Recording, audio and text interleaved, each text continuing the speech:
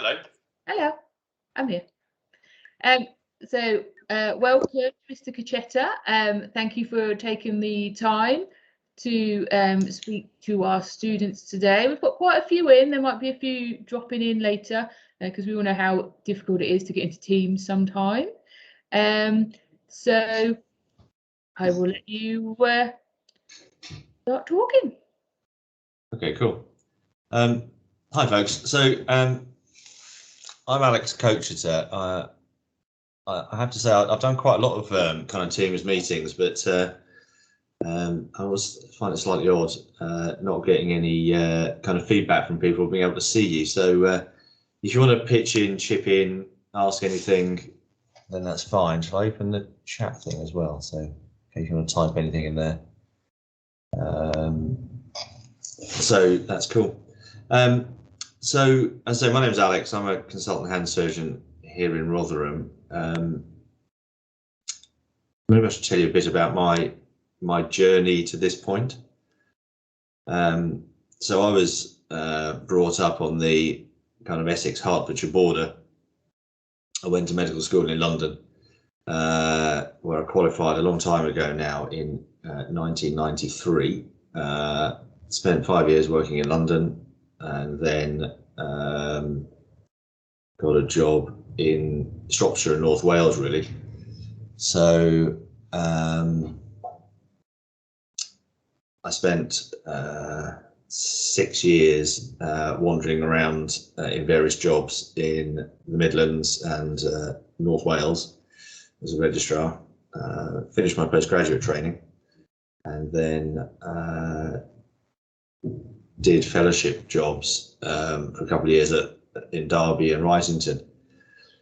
Are you all aware of how medical training works? Does that sort of make sense, that journey?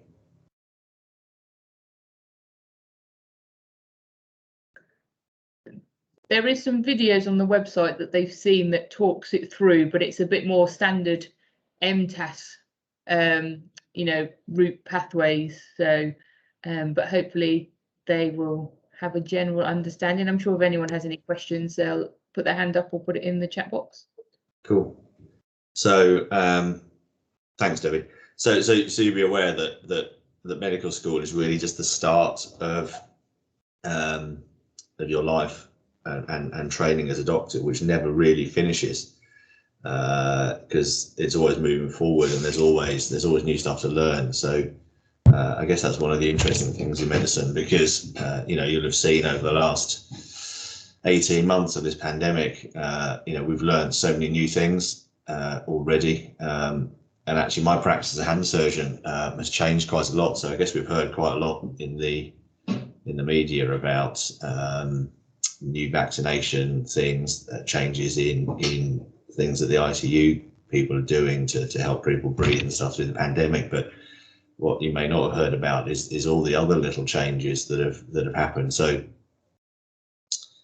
for example, some of the things that I started doing in the pandemic were things like doing some of the surgery that we would normally do in the operating theatre in a clinic room, which I thought only happened in war zones or the Southern Hemisphere. But what I found is that actually a lot of the things that we'd been starting to do before the pandemic to kind of improve efficiency and reduce waste in what we do became really useful at the start of the pandemic. So we started doing some surgery in just clinic rooms rather than operating theatres, using techniques just to kind of anaesthetize locally, just parts of the hand, parts of the body that normally people would have gone to sleep for in an operating theatre. And that really changed, and that's going to be an ongoing change in our practice. So you never stop learning things in medicine. So the 5 years of medical school, whilst, and I remember being a medical student, so it seems like quite a big mountain to climb, and it is, and it's quite a big step up, even from A levels to that course. And I certainly found that a real big step up in in having to learn and having to work in a different way and having to learn so much stuff over those 5 years. You come out of those 5 years of medical school into, as a qualified doctor. And then you go into your foundation years, 2 years, but then the learning really starts. So you do 2 years as a foundation, then into the sort of core training kind of level for 2 or 3 years, depending on what you go into. And those couple of years are a bit odd because you're sort of in between things. You know some stuff, but you don't know quite enough in surgery to kind of be doing a lot of surgery. So it's sort of in surgery, it may be 4 or 5 years after leaving medical school that you really start learning a lot about about surgery itself. So I think people get a little bit frustrated at that point in their careers, and we do lose a couple of people at that point. But I think for those who make the most of that time and try and sort of maximise their experience during that time, I think once you get to the sort of the specialist trainee part of the training career, which is kind of the next 5 years, I guess, then things kind of really get going from the surgery point of view. The problem is that there are a lot of things to consider, I think, with patients before you start trying to operate on them. You need to know a lot about them. You need to know a lot about the risks and the benefits of surgery. And we're in an interesting time in surgery at the moment, by which we're reevaluating a lot of the things that we do to ask ourselves, are we really making big changes to people's lives by what we're doing? And we're in an interesting time by which there's a lot of stuff we can do technically, but a lot of the research that's coming out at the moment is this technical stuff we can do really making a big benefit to people's lives? So there's almost some existential questions being asked in surgery at the moment. The particular sort of surgery I do in the hand is a bit odd, really, because you often imagine that you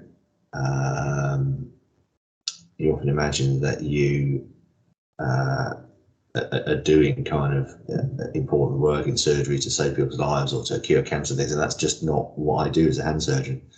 I'm more about improving people's function, getting them working, reducing pain. It's very rare that we do anything life-saving. So I've just seen a question here from Fawaz, who says, which hospital did you like working in the most and why? That's really interesting.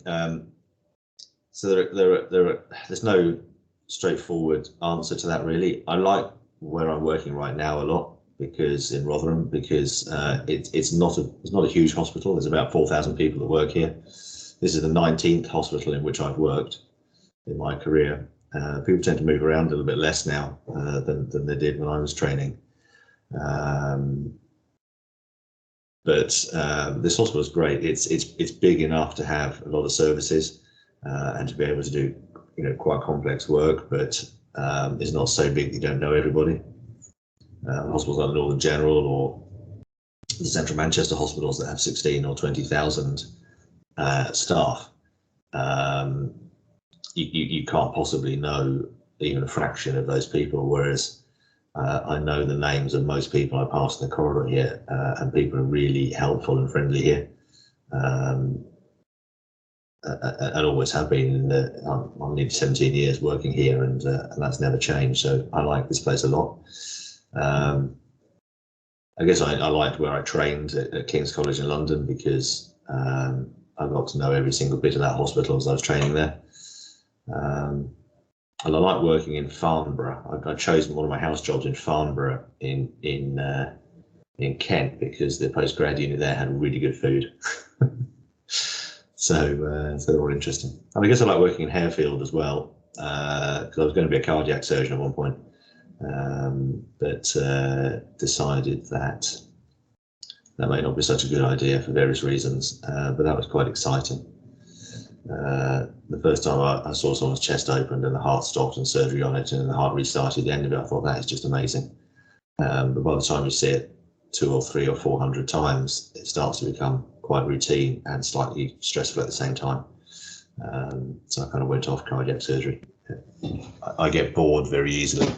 And part of the reason I went into hand surgery is really that I do a lot of very different operations. So as I said, I get bored really easily, but I don't get bored by what I do, because I get to operate on bone and skin and tendons and nerves and blood vessels, and I do emergency sort of trauma surgery, and I do kind of elective, quite complex joint replacement surgery, as well as some quite minor things as well. So I get to a really big range of things, which kind of I find constantly challenges me and keeps me interested. Because medicine's got a long career. I mean, I went to medical school at 17, and if I retire at 60 or 65, that's a lot of years. You've got to stay interested in what you're doing, because if you get, and it's funny, you do kind of get bored by any job after a while. But it's important to keep up some interest in what you're doing, and I have to say hand surgery really keeps my interest. There's a lot of research going on. There's a lot of changes in what we do, and a very wide range of things to do, which is why I ended up in it.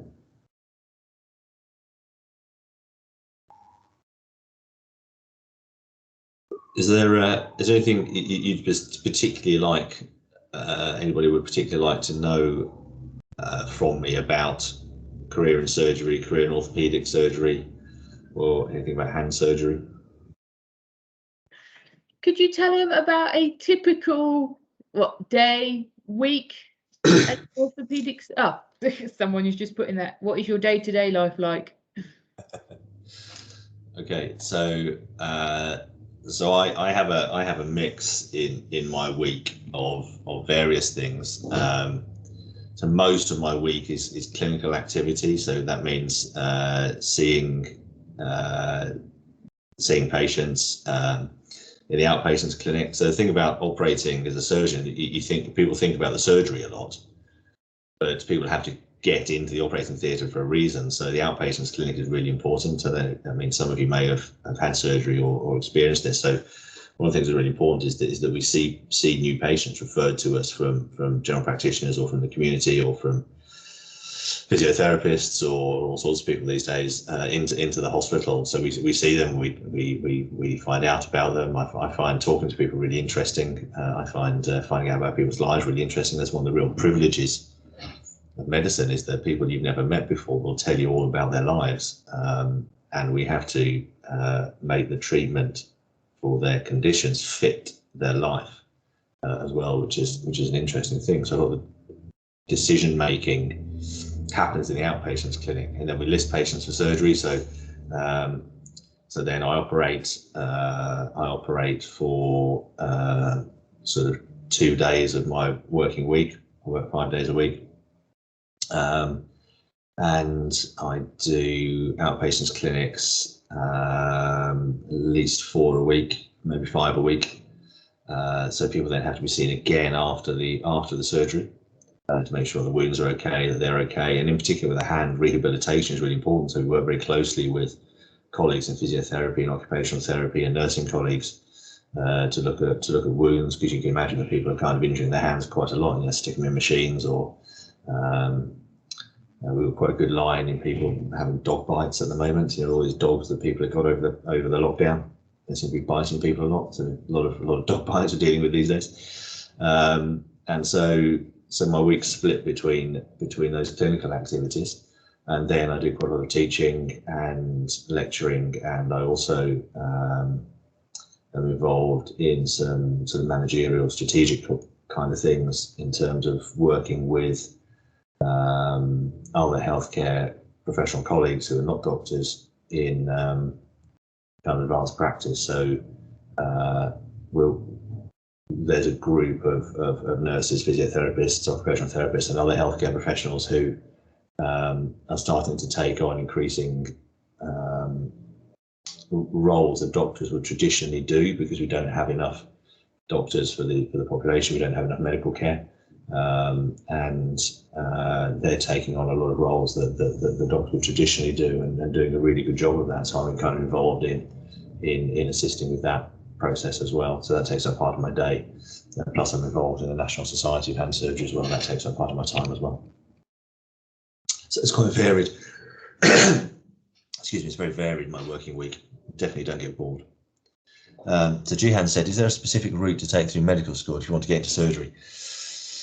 So there's a couple of things that I would suggest. Number one, if you want to do surgery, you have to really want to do surgery. It's quite hard work to get to that point of becoming an ST trainee. So it's about so you have to go through this 5 years of medical school, 2 years of house jobs, and then 2 or 3 years of core training before you get to really do a lot of surgery. So you've got to really be single-minded about it. And it is really good fun. It's a really good life. You're definitely helping people. You're doing some really interesting stuff. There's a lot of really interesting research to be done as well. I would say increasing numbers of surgeons these days are doing, particularly in my field, are doing postgraduate degrees as well. So you need to achieve it academically. You also need to be good at with your hands. So things like, it sounds crazy, but things like doing DIY at home. You know, if you can put up a shelf straight, you'll quite like to be able to cut a bone straight. In orthopedics, for example. So kind of just doing stuff around the house is really helpful. And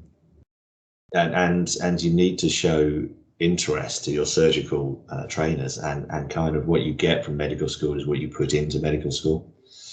So if you really look for opportunities within the medical school, whether it be academic, whether it be surgical prizes, or whether it be spending time in the surgical specialties with surgeons, looking for surgical research opportunities as well. So the Sheffield Medical School has these self-selected modules by which you could choose to do more surgery, for example, in that 5 years of medical school, which all kind of adds to that. And there'll be ups and downs, and sometimes you'll feel like you're getting nowhere, and sometimes you'll be flying through stuff, and it's a matter of keeping calm and stick to your goal really through the difficult times to see you onto the better times. What skills would you say are necessarily helpful if you want to pursue a surgical career? I'm a big fan of so there are several things that I think come to this. So I see quite a lot of sports people as well. So I see boxers, ice hockey players, cheerleaders. It's a big emerging sport. I mean, who knew? Cyclists, athletes, football players, rugby players. Martial artists. So I'm really bad at a lot of sports, but I have played a lot of sports badly.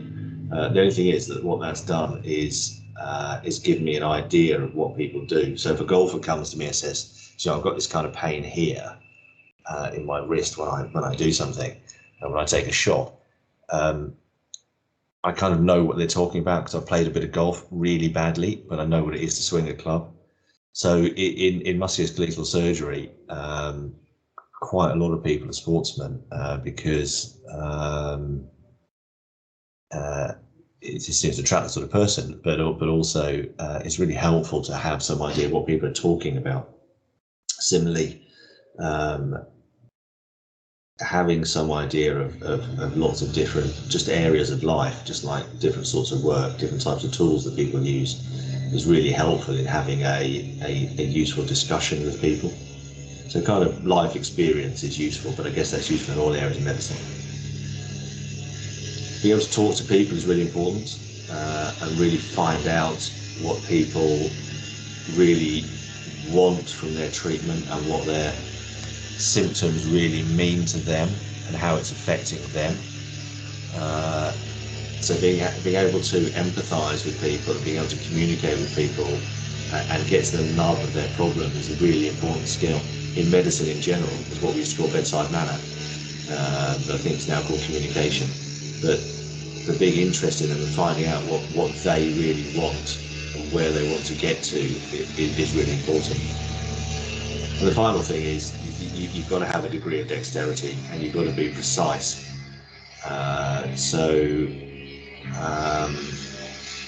you need to be someone who's a little bit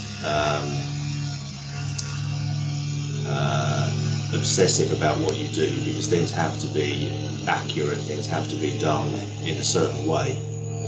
So that is a very useful skill in surgery as well.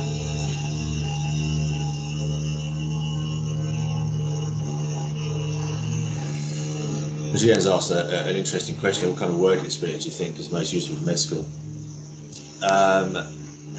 Yeah, that's a tricky one, isn't it? Because traditionally people would do a bit of sorry, someone's just streaming outside our window. I apologise if you get that noise there.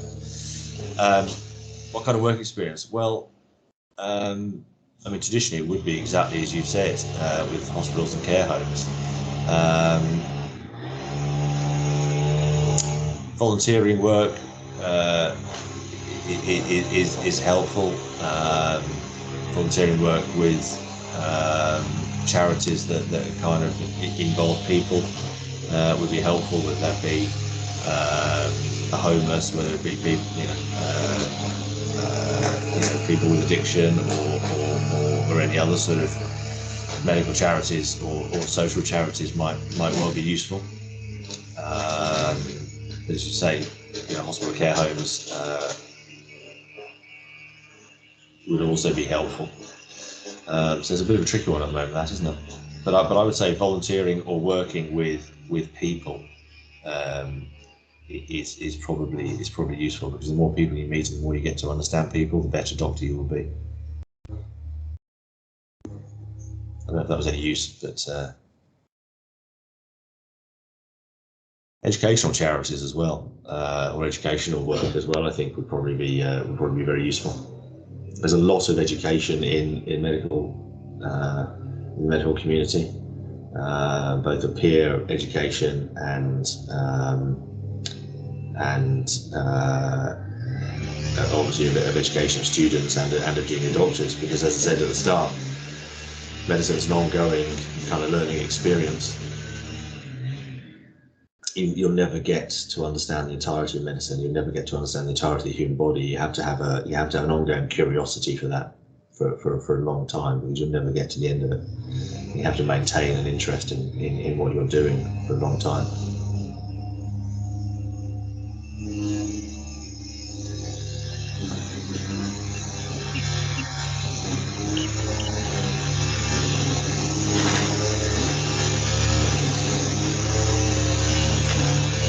Are you aware of hand surgery as a specialty? Have you ever heard of hand and wrist surgeons as a specialist group of surgeons?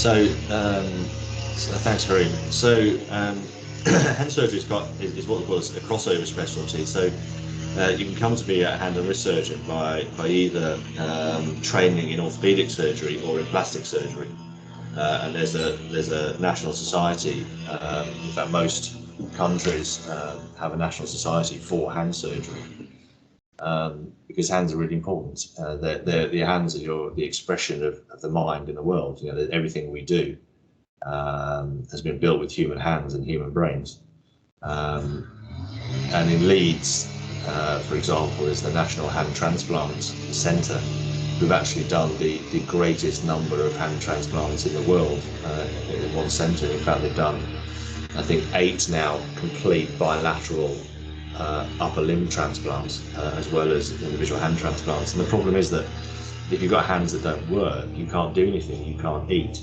You can't feed yourself. You can't wash yourself. You can't work. You can't be intimate with other people. You can't communicate with people easily.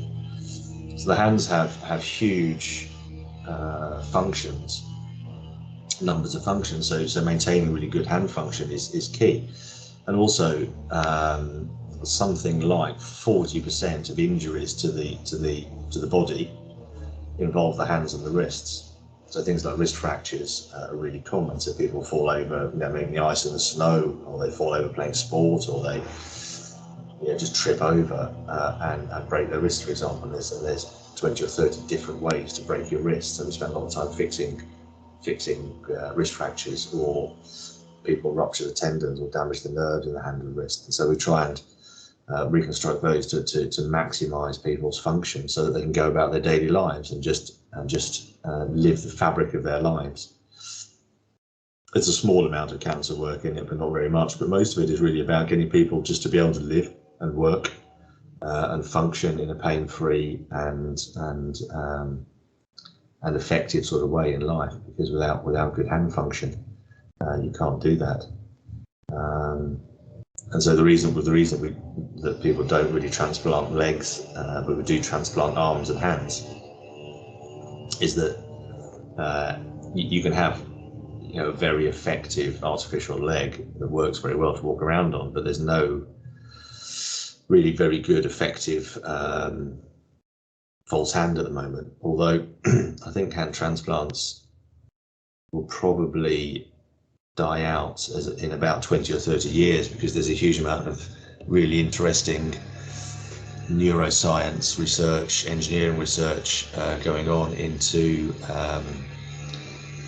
prosthetic hands, like robot hands that can be controlled by the nerves in the brain. There's some really interesting work going on in that. I don't know if you ever listened to Radio 4, but there's a really interesting program last week called what's it called now? I can't remember what it's called, but by a guy called Zan Van Tulleken, which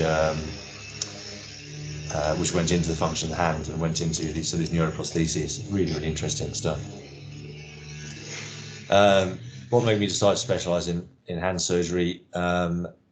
Like I said, I get bored really easily, and there's so many things that can go wrong with the hand that it really keeps me interested, and it's a really fast moving area. It was an area that even 30 years ago wasn't a specialty in its own. It's quite a young specialty, and it's a specialty where you need a lot of very wide-ranging surgical skills, from plastic surgery, from orthopedic surgery, from microsurgery, from vascular surgery. You need to be able to do a lot of different things. So that's what hand surgery interested me. I quite like the trauma side of surgery as well. Is there a type of hand surgery you have more experience with or enjoy more? I like it all, really. I don't do a lot of microsurgery these days. That tends to be done in the more kind of plastic surgery centres or the bigger hand centres. We're one of the biggest district general hospital centres in the country here, but because we don't have a large plastic surgery department as well, we don't have all the other resources around us here to do sort of microsurgery. But I really like the trauma side of hands. I think we can take someone who's got a messed up hand and give them back a functional hand, which they wouldn't have otherwise. So I like that. So about research, yeah, absolutely. I mean, we do a lot of research. I'm involved in quite a lot of research for hand surgery, as are my two colleagues here. And research is part of something that all doctors and students, medical students as well, can be involved in. And one of the really interesting things in orthopedics in particular is that we do get involved with engineers and bioscientists, biological scientists as well. So, for example, Professor Wilkinson is a hip surgeon in Sheffield, but he does a huge amount of work with geneticists and cell biologists in looking at the ways that we can alter the biology of arthritis, for example, so that I think in your careers as doctors, presumably you become doctors, this idea of kind of sticking bits of metal in people will be pretty old hat. And I think, in the next 10, 20, 30, certainly 50 years, a lot of what we do as orthopedic surgeons and plastic surgeons now will be done at a cellular level. And I think research in how we can alter cell function, how we can use stem cells and integrate that with engineering frameworks to reconstruct and rejuvenate parts of the musculoskeletal system and replace parts of the musculoskeletal system when they wear out or are damaged beyond repair are absolutely something that people are involved in now. And I have colleagues in Sheffield that are certainly doing that right now. And some of the work that we do here is kind of along those lines as well. A lot of the work I do as well is research work I do is also about improving people's experience of surgery, and I'm particularly interested in reducing pain around surgery and in maximising function and rehabilitation and getting people back to their normal lives as soon after surgery as possible. So research with groups of other scientists, medical practitioners and engineers is very much something that we do, and something you can get involved with now as well. There are student kind of experience things that universities can get involved with, and if you, one of the things that you could do is write to people at the university and ask them if there are research projects you can get involved with now, because that's certainly a possibility. But I definitely think a really good knowledge of how cells work is going to be really important in the next 20 or 30 years. Yeah.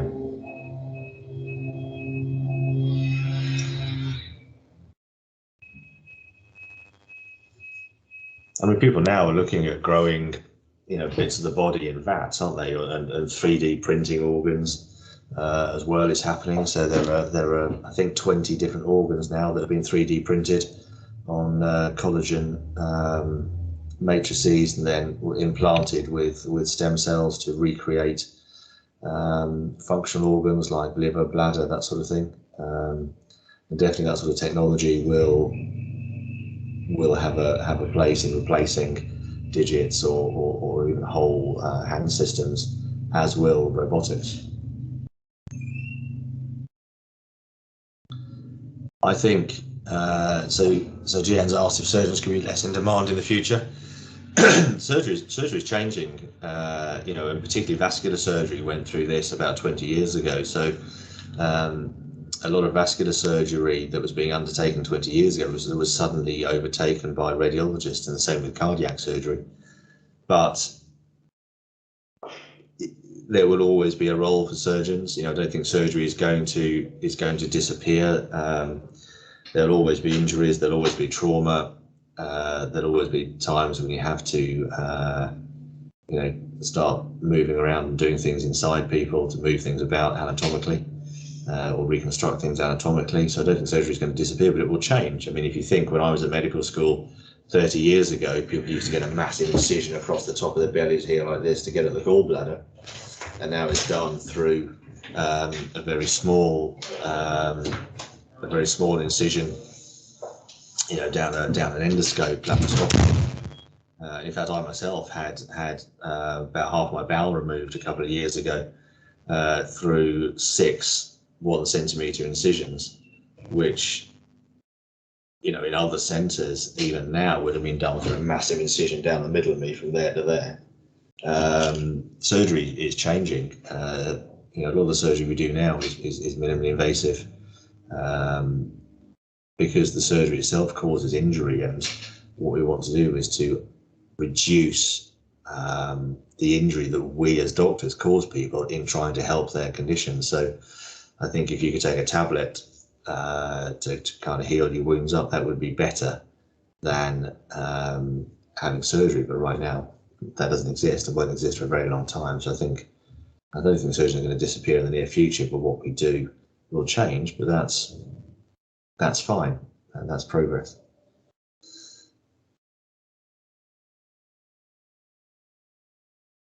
I have a question for you. I'll put that. What piece of advice would you give a 18-year-old Alex who wants to be a doctor? So I spoke to about 20 different doctors when I went to medical school at 17 actually, but I spoke to about 20 different doctors all around the place, and every single one of them said don't do it. Without exception, they all said don't do it. But I did it anyway. and I'm really pleased I did, because whilst I moan about it quite a lot, all my friends who aren't doctors also moan about what they do, and I do get a great deal of satisfaction from what I do, and I get to work with a lot of great people like Debbie and other colleagues who really are interesting and fun people to work with, and I love working with the patients and generally getting really good feedback from my patients, and it's really very life affirming actually, to be of service to people. What would I give my younger self? What advice would I give my younger self? I think I don't know really. I think I would probably work a bit harder than I did. What I found is quite interesting is that a lot of the people who so when you go to medical school, I'll tell you a bit of advice I would give. When you go to medical school, you think you're quite clever, because you're usually at the top of your year. You've got a bunch of really good A-level grades, and you think you're quite special. And you go to medical school and you mix with a bunch of really quite special people from all across the country, and suddenly you're not quite as special as you thought you were, and you'll meet a lot of people who are better than you are as well, and that's quite a shock. and the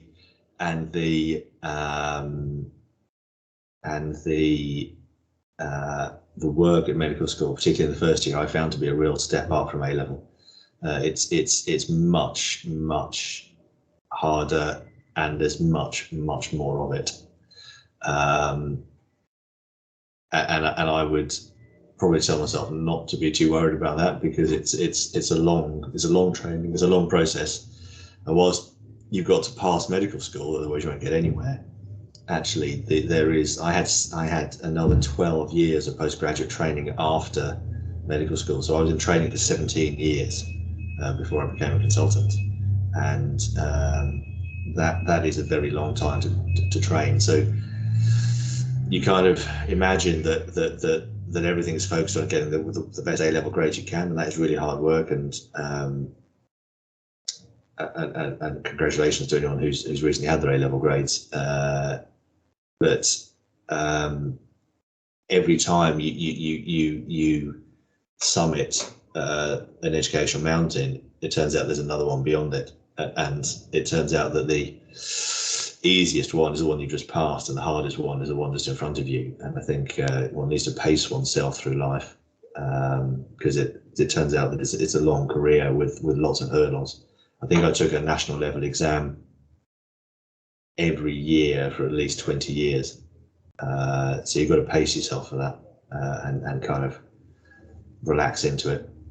But keep your goal in mind, because if you keep your goal in mind and you keep working and you keep jumping over each hurdle as it comes, and do what's asked of you, and then do another 10%, you will get where you need to be, and it is very satisfying, really, in the end.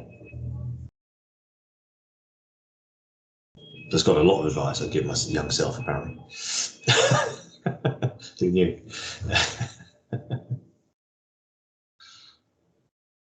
Thank you. Does anyone else have any more questions on orthopedics or surgery or being a doctor?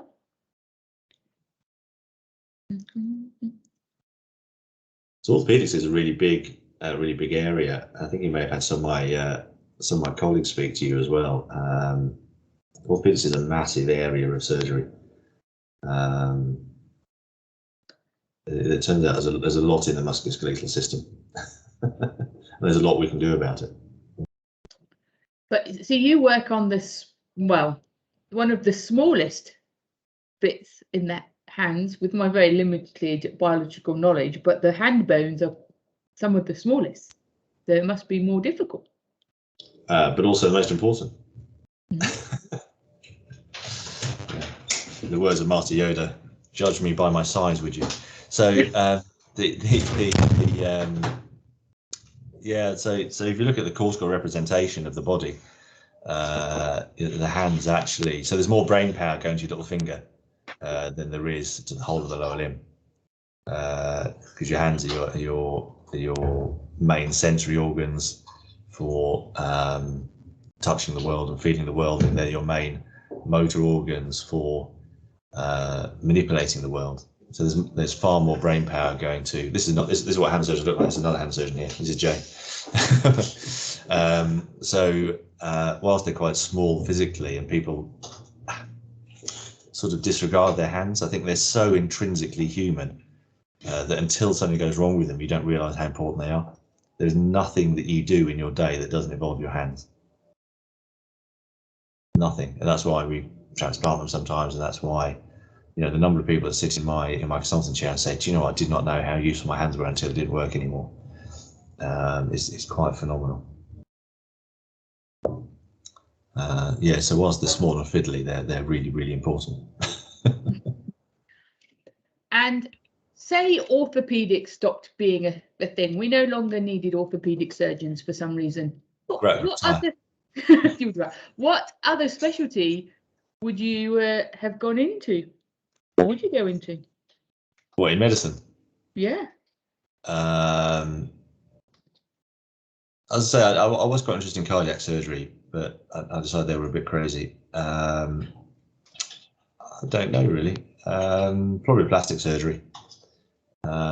Really, because to be honest, whilst I'm an orthopedic surgeon, bones aren't really my favourite thing. I quite like the soft bits, the tendons, the nerves, the microsurgery. So I think if I hadn't been an orthopedic surgeon, I would have been a plastic surgeon. And at the time that I was applying for a registrar, what would now be a specialist trainee rotation, I applied for both plastics and orthopedics at the same time. And I happened to get an orthopedic rotation first, so I went down the orthopedic route, but I would have been perfectly happy as a plastic surgeon as well, I think. Thank you. But I'm very happy to be an orthopedic surgeon because I like different sorts of people with different mentalities going to different specialties. And I like my orthopedic surgical colleagues. I get on with them, and you know, I think they're a good bunch of people to work with. So, and I fit in pretty well with orthopedic surgeons. So I think I'm glad I became an orthopedic surgeon. Thank you very much. So lots of fine motor things help. So I think, yeah, you're right. And being a musician is helped in all sorts of ways. You know, in terms of brain function, in terms of social activity, in terms of you know, as you say, having that fine motor activity. And in fact, I know a couple of really excellent hand surgeons who are kind of really high level pianists. And in fact, there's a subspecialty within hand surgery of the musician's hand. So actually, we treat quite a lot of musicians as well, because, you know, what people do with their hands whilst playing an instrument, and it is kind of not what most of us do. So there are particular hand conditions that musicians get as well out of interest. So I think not only does it help you empathise with your patients, it gives you some great skills, plus a great recreation, plus really good fine motor skills. So I think, yeah, I think it's a great idea playing an instrument. And I played instruments very badly as well. Just doing sports really badly. There's been some really good questions coming in. Does anyone else have any more questions?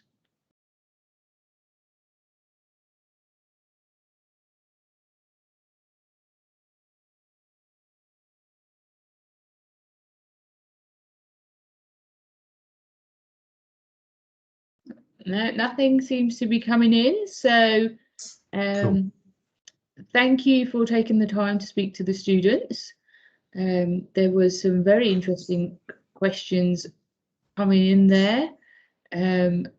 Lots of some of the finer details. Someone's just typing, so I'm just waiting to see if that's another question. I'm typing.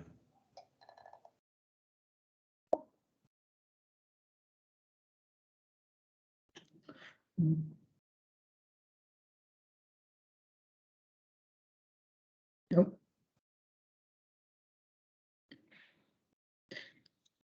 Ah, he was just well, that is yes. That's very kind of you. Thank you. It's been a pleasure to speak to you, Dan. I hope I've been of some use and not just rambled for a while as I do sometimes. No, I'm sure they have found it all very useful. So, like I said, thank you for taking the time. and answering the questions that they had and the random ones that I decided to throw in as well. Brilliant. No, thanks, Debbie.